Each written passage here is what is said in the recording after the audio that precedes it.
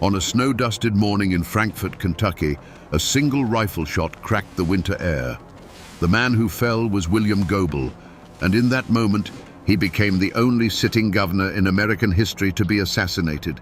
To half the state, he was a savior, a champion of the poor fighting the crushing power of the railroads. To the other half, he was a ruthless tyrant who stole an election and deserved his fate. So, was he a martyr for the common man, or a demagogue who finally met his end? Today, we trace the path that led to that fatal shot, to understand the man behind the legend and the dark truth of his murder. William Goebel was not born to the Kentucky elite. He was an outsider from the very beginning, the son of a German immigrant woodcarver who had fought for the Union Army. Growing up in Pennsylvania and later Covington, Kentucky, a bustling city across the river from Cincinnati, Goebel knew nothing of the bluegrass aristocracy or the ancient codes of the Appalachian hills. He was forged not in a mountain hollow, but in the gritty reality of a working-class border town. His inheritance wasn't land or a family name. It was a towering intellect, a bottomless ambition, and a permanent chip on his shoulder. From a young age, it was clear his mind was his greatest weapon. While other boys played, Goebel devoured books. He was a gifted student who apprenticed under the powerful politician John G. Carlyle, quickly mastering the intricate, often dirty, mechanics of law and politics. He sharpened his mind like a blade, learning that power wasn't something you were given, it was something you took inch by bloody inch. His battlefield was the courtroom and the backrooms of the State House, where he built a political machine that was ruthlessly efficient and fiercely loyal only to him. The moment that truly defined the man, the act that foreshadowed the governor, happened on the streets of Covington. Goebel, then a state senator, had a bitter rivalry with a local banker and political adversary named John Sanford. After a heated exchange of public insults, they met by chance outside Sanford's bank. Words turned to threats. Both men went for their guns. When the smoke cleared, John Sanford lay dead on the cobblestones. Goebel claimed self-defense, arguing Sanford drew first, and a jury acquitted him. But the event became his creation myth. The duel sent a chilling message across the Commonwealth. William Goebel was not a man to be trifled with. He would not be intimidated, he would not be insulted, and he would not back down, even if it meant a lethal confrontation in broad daylight. This single violent act cemented his reputation as a man of cold nerve, a political fighter who took every challenge as a personal war. It was the ultimate demonstration of his personal code. That code was a world away from the clan-based honor of the mountains. Goebel's loyalty wasn't to bloodkin, but to his political cause and the machine he built to serve it. His honor was tied to absolute victory. He saw the law not as a set of sacred principles, but as a tool, a weapon to be wielded against his enemies, the most powerful of which was the Louisville and Nashville Railroad, an entity he viewed as a corporate monster strangling the life out of the common people. This was the man, forged in ambition and violence, who set his sights on the governor's chair. Long before the governor's race that would seal his fate, William Goebel was the undisputed king of the Kentucky Senate. In the years leading up to the storm, he was at the peak of his power, a brilliant and feared legislative tactician. This was Goebel in his element, not as a target, but as a hunter. His supporters didn't just respect him, they revered him. They saw a man who had clawed his way up from nothing, using his formidable intellect to fight for them in the halls of power where they had never had a voice. His life's work was a single-minded crusade against the corporate behemoths that treated Kentucky like a private colony. Chief among them was the Louisville and Nashville Railroad. The L&N wasn't just a company, it was a shadow government. It owned politicians, controlled newspapers, and set freight rates so high that farmers often lost money just trying to get their crops to market. Goebel attacked them relentlessly, pushing for laws to regulate their rates, tax their vast properties, and break their stranglehold on the state's commerce. To the working man, he was David fighting Goliath. Goebel's personal life was entirely consumed by this fight. He was a lifelong bachelor, a man of simple, almost Spartan habits. He had no wife, no children, no home life to retreat to. His law office and the legislative chambers were his only sanctuary. His family was the tight-knit circle of political loyalists who stood by him, and the thousands of faceless farmers and miners who pinned their hopes on his success. The political crusade wasn't just his career, it was his entire existence. This singular focus earned him a fierce, almost fanatical loyalty from his followers. When he spoke, they heard a man who understood their struggles, who wasn't afraid to name their enemies, and who possessed the cold, hard will to do something about it. They knew he was ruthless. They knew he was a political boss who bent the rules. They didn't care. They believed he was using the devil's tools to fight the devil himself, and they loved him for it. This was the world William Goebel had built and sought to protect, a fragile coalition of the forgotten and the angry, united behind a leader as tough and unforgiving as the times themselves. It was a vision of Kentucky, where the power belonged not to the boardrooms in Louisville, but to the people in the fields and the mines. This was what was at stake, and for Goebel, it was a cause worth dying for. William Goebel's greatest strength was also his most profound, fatal weakness, a righteous fury that consumed everything in its path, including the very idea of compromise. He was so utterly convinced of his own moral superiority in the war against the corporations that he came to believe the rules of democracy were an inconvenience. In his mind, any action that led to his victory was not just justified. It was necessary for the salvation of the common man. He wasn't just fighting for the law, he believed he was the law. Nowhere was this flaw more apparent than in the creation of the infamous Goebel election law. This wasn't just a piece of legislation, it was a masterpiece of political warfare, as brilliant as it was corrupt. Pushed through the legislature by the sheer force of his will, the law created a state election commission, a three-man board controlled entirely by his own party, with the absolute power to review county returns, throw out votes, and certify the final winner. It was a legal mechanism for stealing an election, plain and simple. Republicans and even some of his fellow Democrats were aghast. They called it a license to steal, a force bill, an act of tyranny that destroyed the sanctity of the ballot box. But Goebel was deaf to their outrage. In his unbending self-righteousness, he saw their protests not as a legitimate defense of democracy, but as the desperate squeals of the corrupt establishment he was determined to crush. He couldn't see that in his quest to slay a monster, he was becoming one himself. This arrogance made him incredibly vulnerable. He saw his enemies as politicians and lawyers who could be beaten in a courtroom or outmaneuvered in the legislature. He failed to understand that by removing any possibility of a fair fight, he was changing the rules of the game entirely. He was backing men, hard men from the mountains who lived by a different code, into a corner where they felt their only recourse was not the ballot box, but the rifle. The Goebel election law was the ultimate act of pride, the crack in his armor that ran from top to bottom. It was a declaration that he could not and would not lose. By ensuring his own victory, he unknowingly wrote his own death warrant, creating a political powder keg and then daring his enemies to light the fuse. The gubernatorial election of 1899 was not a campaign. It was a contest of pure political blood sport. The air across Kentucky was thick with accusations of bribery, voter intimidation, and outright fraud.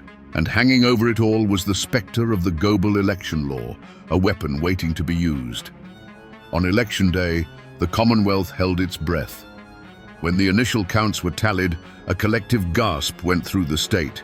The Republican, William S. Taylor, had won by a razor-thin margin of just over 2,000 votes. For a man like William Goebel, this was not just a political defeat, it was a personal and unforgivable insult. He believed the mountain counties, the Republican strongholds, had stolen the election from him through widespread corruption. The people, in his view, had been tricked. But more importantly, his perfect system, his guaranteed path to victory, had been defied. The verdict of the voters was an affront to his entire crusade, and he would not accept it. His reaction was immediate and absolute. He did not hesitate. He did not concede. He declared war. Goebel immediately filed a formal contest of the election, turning the matter over to the very commission he had created. His political machine roared to life, preparing to use the full, crushing weight of the Goebel election law to invalidate just enough votes in Republican counties to reverse the outcome. To the Republicans, this was the ultimate betrayal of democracy. They had won the fight, and now Goebel was moving to steal the prize in broad daylight. This was the moment the conflict moved from the ballot box to the barrel of a gun. Enraged by Goebel's blatant attempt to overturn the election, Republican leaders sent out a call to arms. From the mountains of eastern Kentucky, a river of angry armed men began to flow towards Frankfort. These were not politicians. They were coal miners, farmers, and feudists, men with rifles on their shoulders and generations of distrust for the bluegrass Democrats in their hearts. They came by the trainload, over 1,000 strong, to make sure their governor, William Taylor, was inaugurated and that Goebel's commission did not dare to steal their victory. Frankfort was no longer a capital, it was a tinderbox.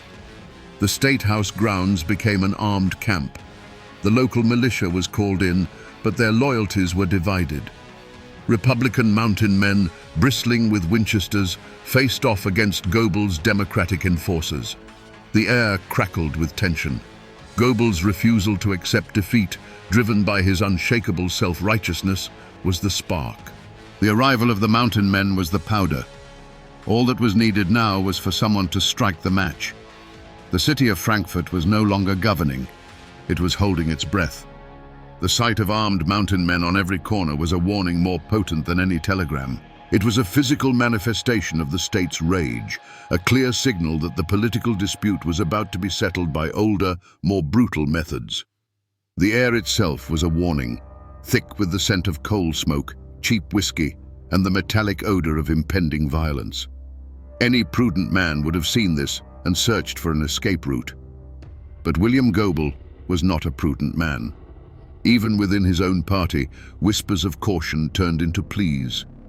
The old guard of the Democratic Party, men who had managed Kentucky politics for decades through careful compromise and backroom deals, were terrified. They saw Goebel's hardline stance not as strength, but as a form of madness that was about to tear the Commonwealth apart. They urged him to find a political solution, to let the courts decide, to offer some concession that would allow the armed men to go home. Goebel viewed their advice with contempt. He saw them as weak, as part of the very establishment that had allowed the railroads to grow so powerful in the first place. His own bodyguards, former lawmen chosen for their nerve and loyalty, begged him to take precautions. They saw the cold, hard looks in the eyes of the mountain men. They knew a dozen good places for an ambush between Goebel's hotel and the state capitol. They pleaded with him to vary his routine, to take a carriage, to stay indoors until the legislature had officially declared him governor. Goebel refused.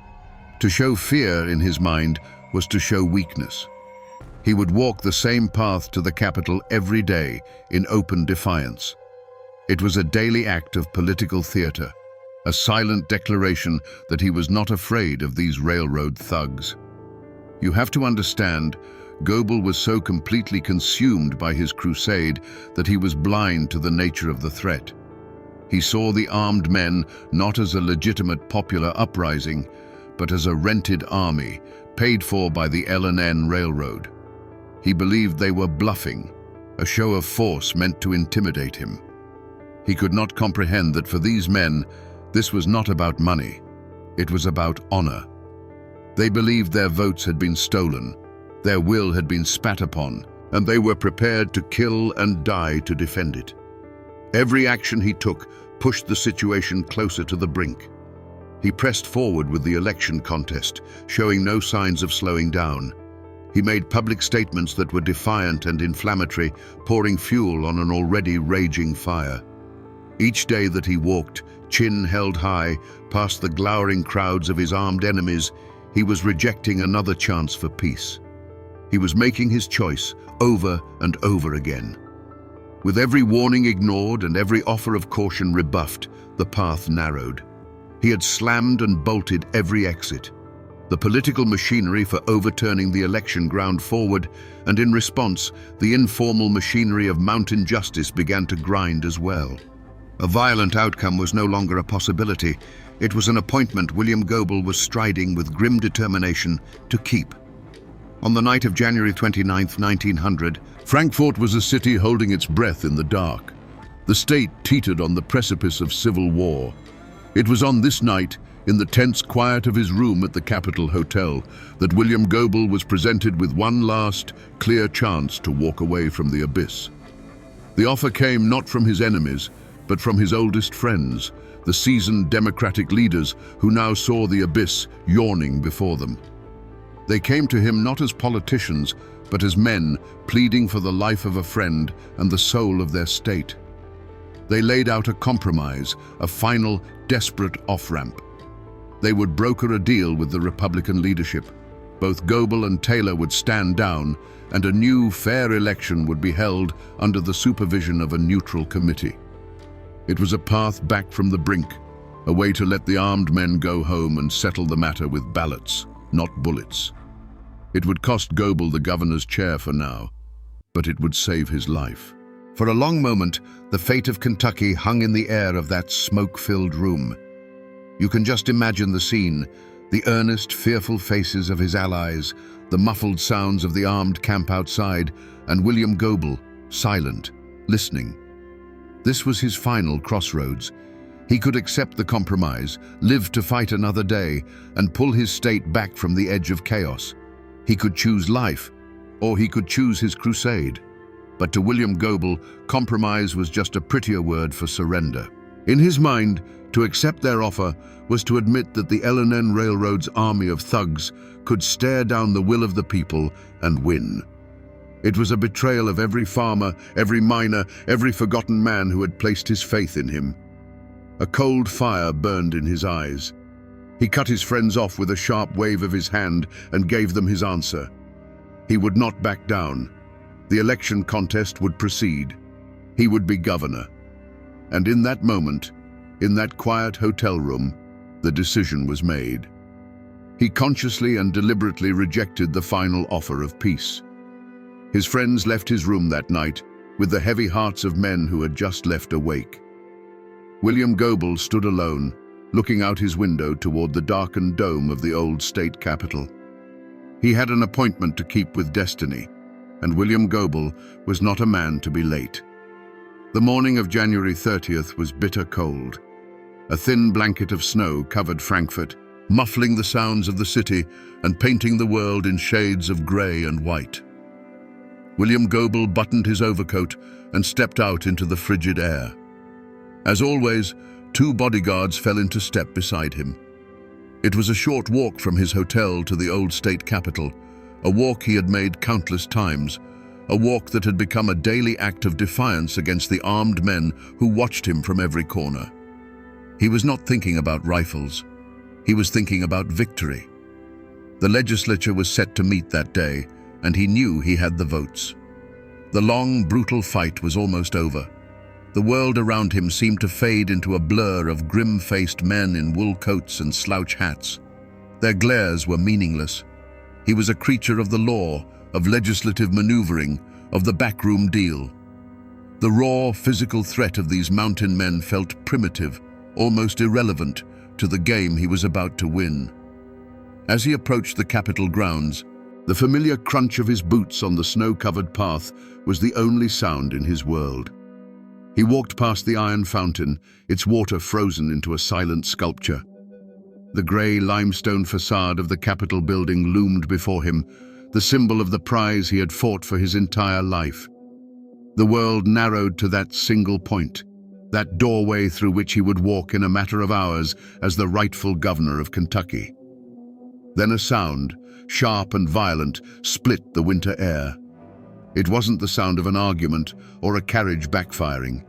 It was a single, dry crack, like a massive tree branch snapping in the frozen woods. It was a sound of finality. For an instant, William Goebel felt nothing. Then a giant, invisible hand seemed to slam into his chest, stealing his breath and knocking him from his feet. The world pitched sideways, the grey sky and the stone capital swapping places. He was on the ground, the impossible cold of the snow soaking through his coat, a white-hot fire spreading through his body. He looked up, his mind struggling to understand what had just happened. Confusion gave way to a strange, chilling clarity. He saw the panicked faces of his bodyguards leaning over him. He could hear shouting now, a chaos of running feet and horrified screams erupting around him. He knew, in that moment, that the game was over. The rules had been changed. As his friends knelt by his side, he is said to have summoned his last reserve of strength, forcing out the words that would become his own epitaph. "Tell my friends to be brave and fearless and loyal to the common people." The echo of the rifle shot faded, leaving behind it a new and terrible silence. The political argument that had torn Kentucky apart for months was suddenly, permanently over. A single, unseen finger had pulled a trigger, and in the space of a heartbeat had plunged a Commonwealth into darkness. Panic seized the capital. The single shot had shattered the fragile truce, and in its place was pure chaos. Goebel's allies, their faces masks of fury and disbelief, swarmed around their fallen leader. They lifted his bleeding body from the frozen ground and carried him, not to a hospital, but back to the Capitol Hotel. The hotel, which had been his political headquarters, was about to become his death chamber, his hospital, and, for a few fleeting days, the governor's mansion. Inside, as doctors worked frantically to save him, Goebel drifted in and out of consciousness. The bullet had torn through his lung, and every breath was an agony. But in the moments of lucidity, his state of mind was not one of regret or fear. It was one of cold, unyielding resolve. His body was a ruin, but his mind was still a fortress. He was told the legislature was in an uproar, that his enemies were in disarray. He knew, even as his life was draining away, that this was his moment. The assassin's bullet had not ended his fight. It had given him the final weapon he needed to win it. While Goebel lay dying, his political machine, the most formidable in Kentucky, executed its final, brilliant, and ruthless maneuver. With the capital in an uproar and the Republicans reeling from the accusation of murder, the Democratic-controlled legislature moved with breathtaking speed. They met in a chaotic session, officially invalidated the election results from the mountain counties, and declared William Goebel the rightful governor of the Commonwealth of Kentucky. And so, in one of the most surreal and desperate acts in American political history, the Chief Justice of the Kentucky Supreme Court was rushed to Goebel's bedside. In that hotel room, heavy with the smell of chloroform and fear, surrounded by his weeping allies, the dying man raised his right hand. He swore the oath of office, his voice a ragged whisper. For 3 agonizing days, a ghost governed Kentucky from a deathbed. His first and only act was to sign an order disbanding the state militia that protected his rival. On February the 3rd, 1900, the fight finally went out of him. The end of his road had come. William Goebel, the 34th governor of Kentucky, was dead. His war, however, was just beginning. The shot that killed William Goebel did not bring peace. It unleashed a plague. His death was not the end of a war, but the beginning of a long and bitter occupation of the soul of Kentucky. The wreckage left behind was not measured in broken buildings, but in shattered lives and a poison of suspicion and hatred that seeped into the very soil of the Commonwealth for a generation. His personal tragedy immediately became everyone's tragedy. For his political allies, victory was a poisoned chalice. His lieutenant governor, J.C.W. Beckham, now sat in the governor's chair, but the office was haunted. They had won power, but it was power consecrated in blood, and now they were bound by a sacred duty to avenge their fallen leader. This quest for vengeance would consume them, turning the machinery of justice into an instrument of political retribution and ensuring the wounds would never be allowed to heal. The most immediate wreckage was visited upon the men from the mountains. Overnight, Republicans became assassins in the public eye. Men like Caleb Powers, the Secretary of State, and Jim Howard, the Clay County feudist, were hunted down. Their names were transformed from political players into murderers. The lives of their families were destroyed. They faced years of imprisonment, sensational trials, and the crushing weight of being blamed for a crime that had pushed their state to the brink of anarchy. They were the first, but not the last, to be consumed by the fire Goebel's death had started. Across Kentucky, the assassination carved a line of blood between neighbors. The old political divide between the Republican mountains and the Democratic bluegrass was no longer a matter of opinion. It was a feud. Friendships ended, business partnerships dissolved, and families were torn apart by allegiance. The name Goebel became either a martyr's cry or a villain's curse, and there was no ground in between. The trust in government, in the law, in the very idea that a dispute could be settled peacefully, was utterly shattered. William Goebel, the lifelong bachelor, had no children to mourn him, but in a way he left behind thousands of orphans, the common people he championed. Their great hero was gone, and in his place was a legacy of division and a cycle of vengeance that did nothing to ease their poverty or break the power of the railroads. The bullet that struck him down had ricocheted through the entire state, and its final victims were the very people he had sworn to protect. The law that came for the accused killers of William Goebel was not a blindfolded goddess holding a set of scales. It was a vengeful spirit, cloaked in the robes of the state and armed with a prosecutor's fury. The series of trials that followed were not a search for truth. They were the final battle of the Goebel War, fought in a courtroom instead of on the street. The main targets were dragged from the mountains and into a world they did not understand. Caleb Powers, the Republican Secretary of State, branded the mastermind, and James Howard, the feudist from Clay County, accused of being the man who pulled the trigger. This was the heart of the conflict, a clash of two irreconcilable worlds. You have to picture it. A man like Jim Howard, a product of the Clay County feuds where disputes were settled face-to-face with a revolver, being tried by the complex machinery of state law. The prosecution painted him as a cold-blooded assassin, a hired gun. But to men who lived by the mountain code, assassination was a coward's work. The code demanded you look your enemy in the eye. The idea of shooting a man in the back from a hidden window was not just a crime, it was a profound dishonor, a stain on a man's name worse than death itself. Howard and Powers defended themselves with a simple, rugged denial that seemed hopelessly naive against the state's intricate, politically charged conspiracy theories. The trials themselves were a spectacle of partisan rage. The new Democratic administration, led by Goebel's successor, oversaw the prosecution. Juries were packed with loyal Democrats. Testimony was coerced, witnesses were intimidated, and evidence seemed to materialize from thin air. A clerk named Henry Utzi confessed, implicating the others in a story that conveniently fit the prosecution's narrative, a confession many believed was given under duress to save his own skin. It was a legal bludgeon designed not to uncover a fact, but to secure a conviction at any cost. The community's reaction was as divided as the state itself. In the bluegrass and the cities, newspapers proclaimed that Goebel's murderers were finally facing their reckoning. They were seen as traitors, the agents of a corrupt railroad, and no punishment was too severe. But in the mountains, a different story was told. To them, Powers and Howard were not criminals.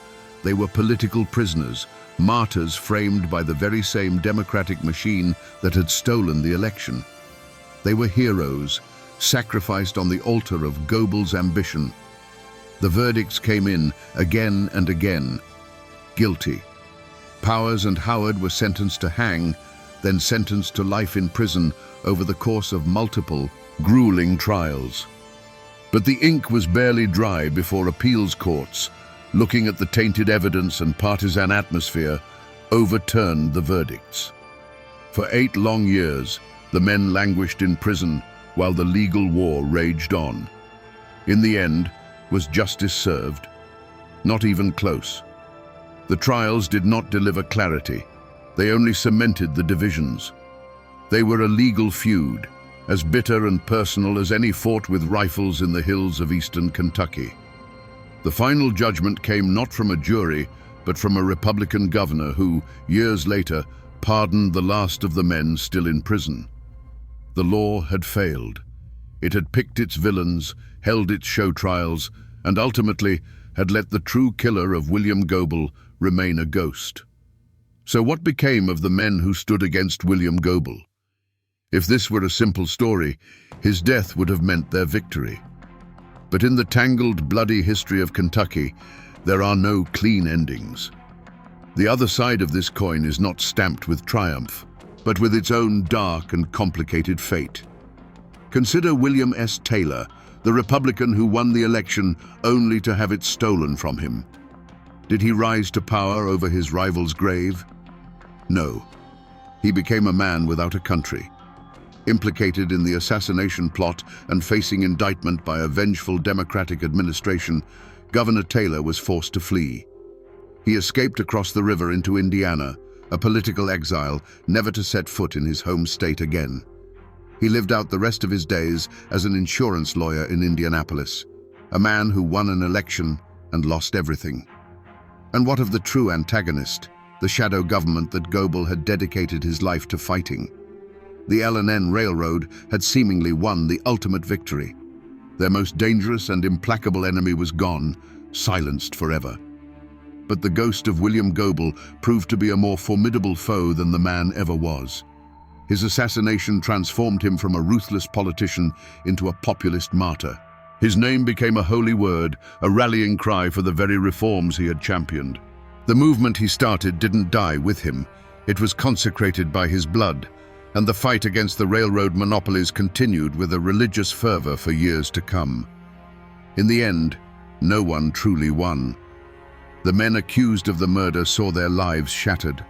The governor who defeated Goebel at the polls died in exile, and the corporation that wanted him gone created a legend that would haunt them for a generation. The other side of the coin, it turns out, was just as cursed. In the years that followed, Kentucky did not so much heal as it learned to live with a festering wound. The aftermath of the assassination was not a period of reconciliation, but one of grim consolidation. William Goebel left behind no wife or children, but he did have descendants of another kind, the political machine he built and the cause he embodied. His hand-picked successor, J.C.W. Beckham, rode a wave of public sympathy and righteous anger, establishing a democratic dynasty that would dominate Kentucky politics for decades. The Goebel Democrats, once the insurgents, now became the establishment, their power cemented by the blood of their martyr. For the families of the accused, the legacy was a curse. Even after the eventual pardons, the names of Powers and Howard were forever stained. Their children and grandchildren grew up in the long, cold shadow of the gallows, marked as the kin of assassins. They lived under a cloud of suspicion and shame, a constant, unspoken reminder of the state's darkest hour. For them, the trials never truly ended. They simply became a life sentence of inherited infamy, a ghost they could never escape. The community of Frankfort and Kentucky as a whole rebuilt itself by choosing to forget. A great, unspoken pact of silence descended upon the state. The assassination was too traumatic, the divisions too deep, the truth too murky. To speak of it was to risk reopening the wound, to reignite the hatreds that had almost plunged the Commonwealth into civil war. So they buried it. The story became a dark whisper, a piece of forbidden history passed down in hushed tones, a communal trauma hidden beneath a blanket of polite, desperate silence. But beneath that silence, the power dynamics of the state had been fundamentally and irrevocably altered. The Republican Party in Kentucky was crippled, branded as the party of murderers, a stigma that would take them more than a generation to overcome. And ironically, the L&N Railroad, the great corporate beast Goebel had fought, found itself facing a far more hostile world. Goebel the man could be beaten, but Goebel the martyr was invincible. His death had galvanized the public against corporate overreach in a way his political maneuvering never could. The fall of the man had ensured the rise of his cause. If you walk the grounds of the old state capital in Frankfurt today, you can still feel the chill of that January morning. A bronze plaque marks the very spot where William Goebel fell, a silent testament to the moment Kentucky's history was violently broken. You can look across the lawn to the old state annex building, to the third-floor window from which the fatal shot was fired, and feel a shiver crawl down your spine. The buildings are now museums, but on that patch of ground, the past is not past. It is a cold spot that never thaws. A short drive away, in the Frankfurt Cemetery, stands Goebel's final monument, one of the grandest in the state. A towering obelisk pierces the sky, with a bronze statue of the man, defiant even in death, standing guard. His grave is not a place of quiet rest. It is a political statement carved in stone, a permanent declaration of his martyrdom. It's a pilgrimage site for political junkies and history buffs, a physical reminder of the man who became more powerful in death than he ever was in life. But Goebel's ghost doesn't just haunt these physical places. It lives in the stories. His assassination became the stuff of legend, a dark and bloody folktale told in the back rooms of the State House and around kitchen tables in the mountains. Folk singers wrote ballads about the man who fought the railroad and was shot down in the snow. His name became a cautionary tale whispered to young, ambitious politicians, a warning about the deadly consequences of pride and the refusal to compromise. The story persists more than a century later because it is a perfect, unsolved mystery. The question of who truly killed William Goebel was never answered, and so it can never die. Was it the Mountain Republicans avenging a stolen election? Was it a shadowy railroad conspiracy silencing a threat to their profits? Or was it the darkest theory of all, a dissident Democrat, tired of his tyrannical rule, who pulled the trigger knowing his enemies would take the fall? The lack of a definitive answer allows the ghost to belong to everyone, his legend shaped and reshaped to fit any political narrative. And so, the spirit of William Goebel still walks the halls of Kentucky politics. Goebel's ghost became a term for the lingering bitterness, the deep partisan hatred that can still erupt in the state. The man is gone, his bones turned to dust beneath that stone monument. But the fury, the division, and the unanswerable question of his end, that part of him is immortal. It haunts the Commonwealth, a permanent echo of a single rifle shot on a cold winter morning. So, we come back to the question we asked at the very beginning, standing over the ghost of a man shot down in the snow. Was William Goebel a hero or a villain, a martyr or a tyrant? The hard truth, the one that a century of dust and argument has left us with, is that he was both. He was a man who saw a great evil, the unchecked power of corporations strangling the life from his state, and he chose to fight it with a fire so fierce it consumed everything, including himself and the very democratic principles he claimed to defend. In the end, this isn't just the story of a political assassination. It's a timeless Appalachian tragedy about how a man's greatest strength can become his most profound and fatal weakness. It's a chilling lesson on the poison of absolute certainty, a warning that when a man becomes so convinced he is on the side of the angels, he can't see that he's started using the devil's own tools. It is the story of a modern political machine crashing headlong into the ancient, unbending code of the mountains and the explosion that followed. The shot that killed William Goebel was an echo of 1,000 conflicts born in these hills, a brutal reminder that when you strip away the laws and the politics, some things are only settled with blood. It's a story about a war for the soul of a state, a war that left no victors, only ghosts. And that, my friends, is the ballad of William Goebel, the man who fought a war for the common people, but whose own pride was the one enemy he could never defeat.